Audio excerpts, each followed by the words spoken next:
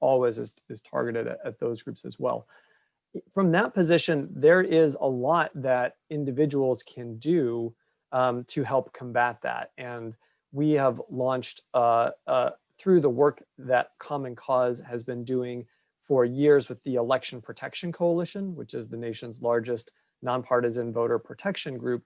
As we saw vote suppression activities come from offline from the posters and the billboards and the robocalls that are still real threats in voter suppression, we saw that migrate online. We've been working over the last few cycles to build up a methodology that would help stop this kind of online voter suppression, which is a combination of deceptive practices and telling people the wrong way to vote, of abuse and hate speech, and targeting communities for abuse, and then conspiracy theories and false narratives that undermine the legitimacy of the election, or of certain ways that trying to undermine the sense of trust and security in certain ways to vote. So we've seen all of that migrate online, and this year has seen a volume of disinformation around voting in elections, unlike anything that we've seen in the past. And what we've recognized is that on Facebook, as well as some other platforms, some of the smartest folks in the world who have the best big data capacities are unable to aggregate all the data because it's in private groups. It may be micro-targeted ads. It may be in individual, smaller places where you can't necessarily grab all the data and analyze it and identify it.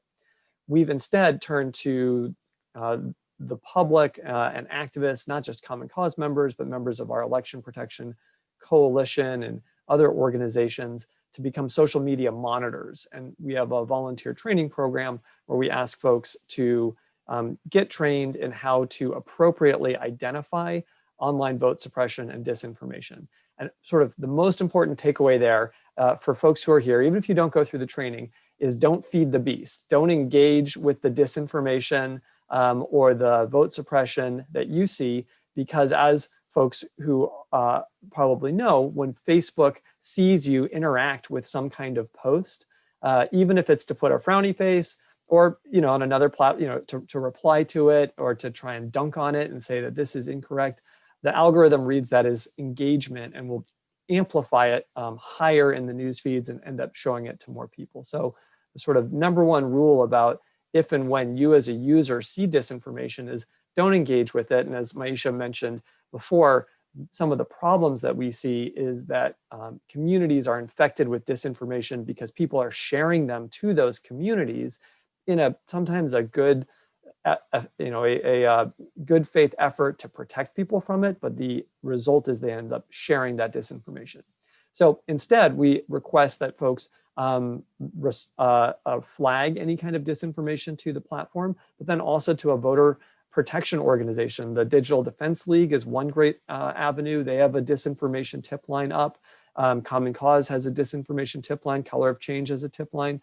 I'll put one thing in the chat in a second, which is a simple browser extension from the group MapLight, which is a nonpartisan democracy group that made it really easy for you to install a browser extension on Firefox or Chrome, and you can just with one click identify and report to them malign content on Facebook. Right now it works only on the Facebook platform, so it's kind of perfect for this conversation. And I think the reason why it's really important to have those avenues is because we are human, we see something that's wrong, we want to do something about it. And so our first instinct to amplify that disinformation by replying to it and saying this is wrong, or sharing it with others and saying don't believe it, we have to combat our own instinct and instead convert that effort into reporting it. And then I think secondly, if I can add one more ask to everyone who's watching this, lift up the trusted sources of information about voting in elections, about politics, about news and issues. Lift those up to your community, because that's what's going to help make sure that people aren't necessarily falling into these disinformation traps. You don't reply to the disinformation with that, but separately, you want to come up with a way of seeding the ground in your community with where those trusted sources are. And when it comes to something like this upcoming election, it's secretaries of state offices or your county boards of election. Many times they have an online presence, or it's a nonpartisan voter protection group like the Brennan Center or Common Cause or the Lawyers Committee for Civil Rights Under Law, or many others, or a group like vote.org, which has been providing voter protection services or voter education service. So those are the kind of actions that we all can take that will help stop, disinformation rampant on the platform and infecting and hurting voters. And I think that's a critical piece to take, not only now, but through the election itself, which will most likely not, the results of some of the races will not be known on November 3rd. So we need to continue to stay on top of it over the course of the days following the November 3rd. Excellent. I'm going to take two questions from the crowd and combine them into one and toss them over to Yael, and then other folks can jump in. We've been talking a lot about countering disinformation, and there's been a great deal of focus on taking down content, but less so on how to surface corrective and authoritative information. So I was hoping you could tackle that and also tie it into, I think, what's on everybody's mind right now, what happens after November 3rd. Sure. This is a great way for me to sort of make my final comments. I will try to be short. I see that we're coming to time, and I want to make sure everyone else has a chance to talk as well. I'm going to take those in the opposite order. So November 3rd, to Jesse's point, it's very important that we continue to push the message to everybody that we are not likely to, we will not have our final results on November 3rd. Americans are used to getting their elections results that night. That is not going to happen this time around. So one of the big concerns I've been talking about for a few months, and lots of people are talking about, is what happens when you have a situation where you've had, let's say you have one party where more people are voting in person. Let's say the Republicans have really struck out against mail-in ballots a lot. So it's more likely that more of them are going to be voting in person. I think the data is already showing less Republicans are requesting mail-in ballots. And then more Democrats, let's say, do end up voting by mail.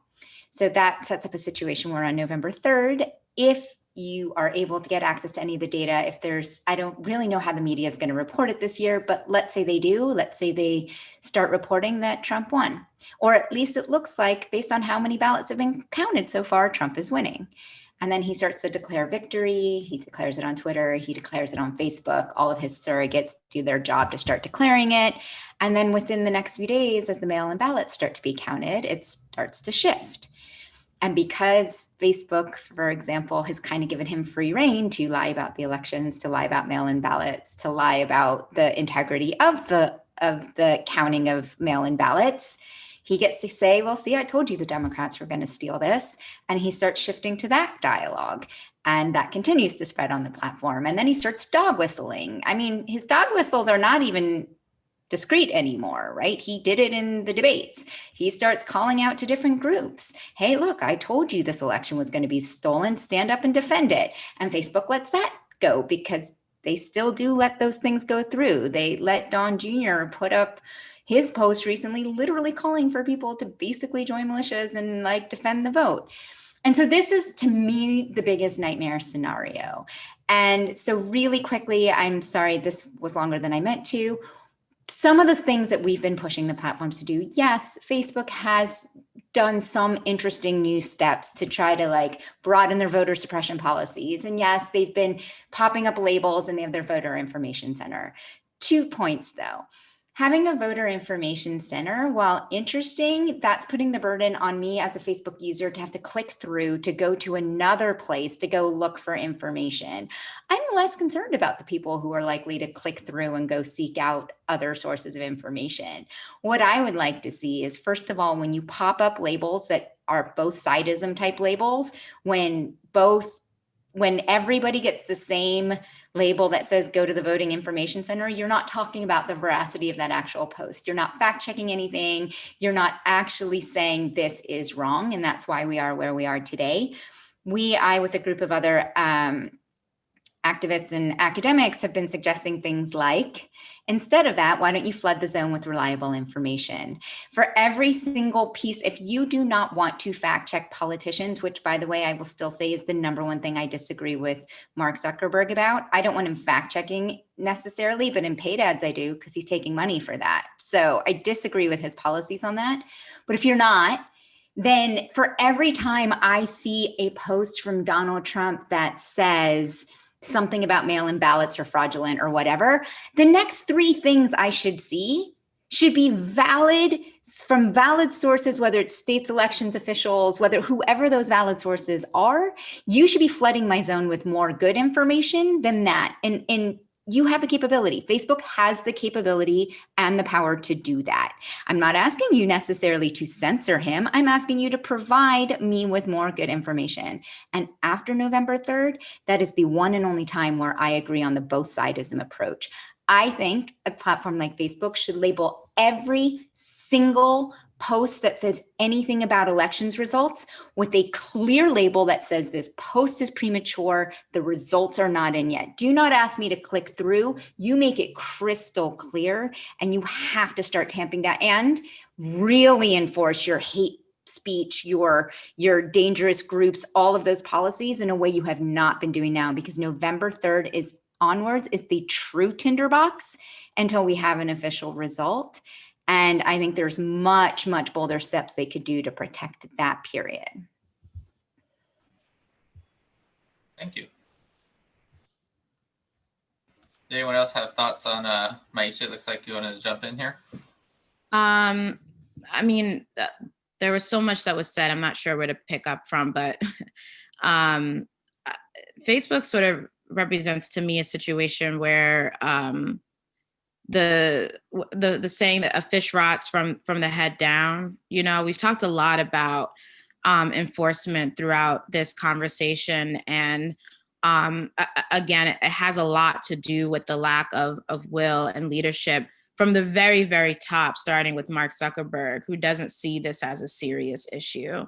And so, like, we're very obviously concerned about the elections and prepared for, you know, when I started MediaJustice, it wasn't too soon after the 2016 election. And MediaJustice is also a host of a network of other organizations. And so one of the things that happened out of the 2016 election was members telling us, hey, we really need some digital security trainings. We need to understand and up our literacy around digital safety, because these next 4 years is going to be us on the ground constantly protesting.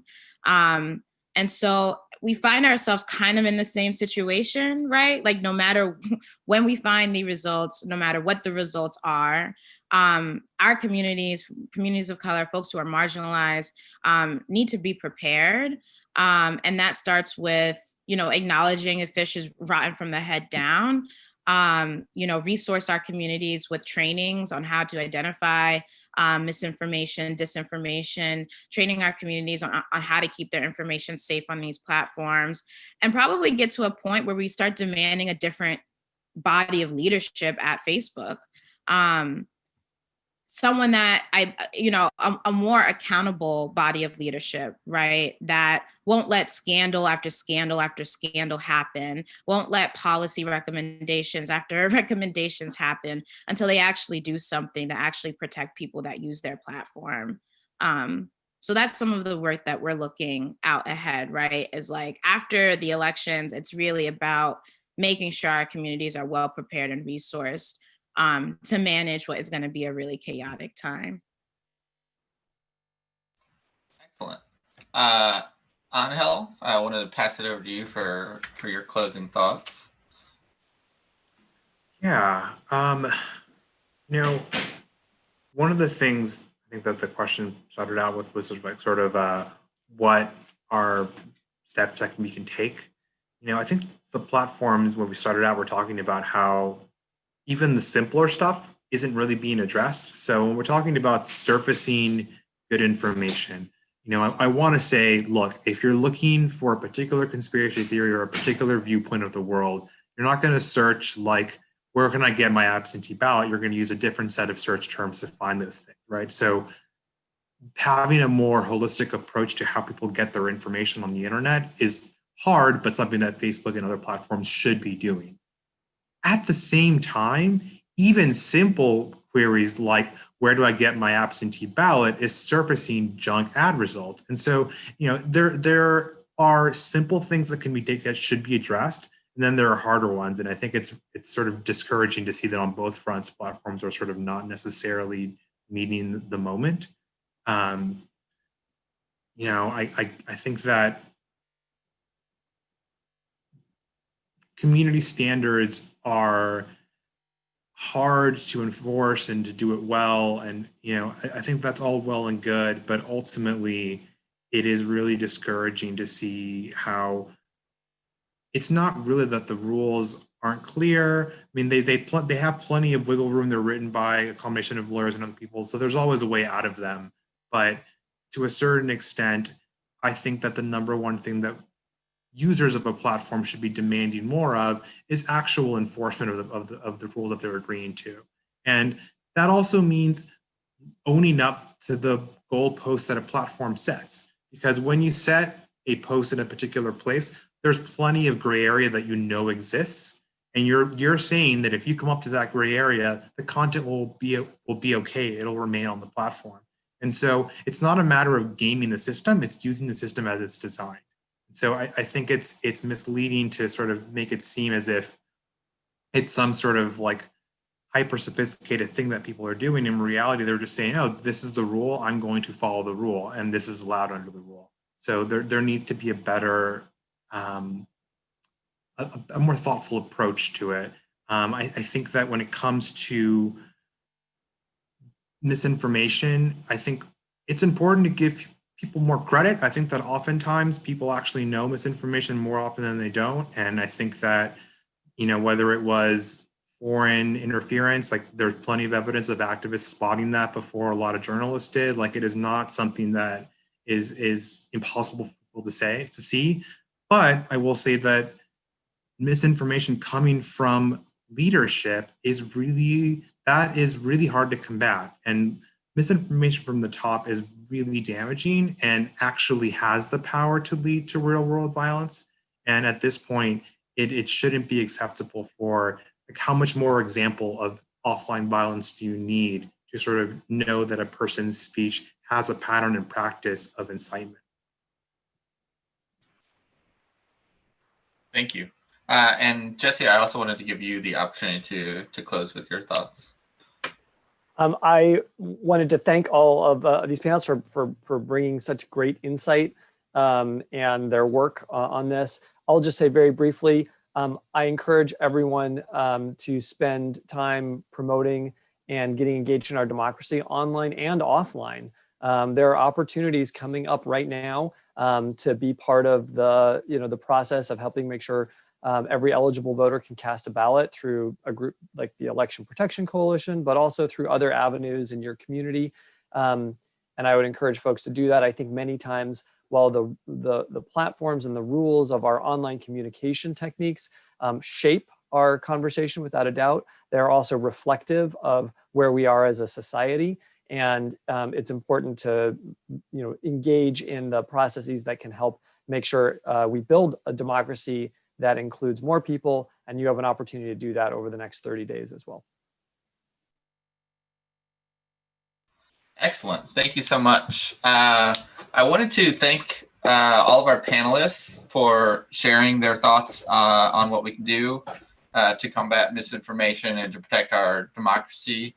Yael, Myaisha, Jesse, Ángel, really appreciate you taking the time to surface such important topics with us. And if folks want to see more about the coalition work, they can go to protestfacebook.org, and we will share more information about what some of the guests have talked about as well. So thank you again, and hope everybody has a great rest of your day.